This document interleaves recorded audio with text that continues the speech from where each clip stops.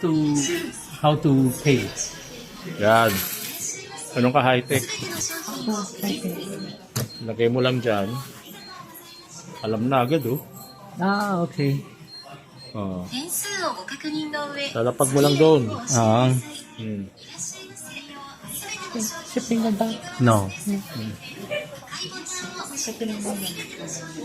Ah, so wala pa. Wala pang 2,000 pala. Kasi rin mo po sa kasama.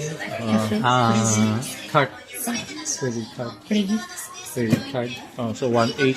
Bigyan mo lang ako ng 220. Yan. Yan. Ayun na. Pasok yung card. Baliktad yata? Tama. Tama daw. Yan. Okay. Okay na. Sige. Ganun lang kadali. Tapos, yun yung resibo. Babalutin mo na doon. Check out na yan. Ganyan. Check out. Ano, Di ba cool, no? Ganito na sa Japan. Naku. Huling-huli na tayo. Saka dito, mga items, wala yung kulay puti na plastic na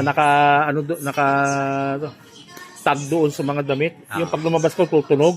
Dito walang ganun, di ba? Walang ganun. Kasi walang sensor niya. Oh, yun. Honest kasi mga tao dito eh. Oh, yan ha.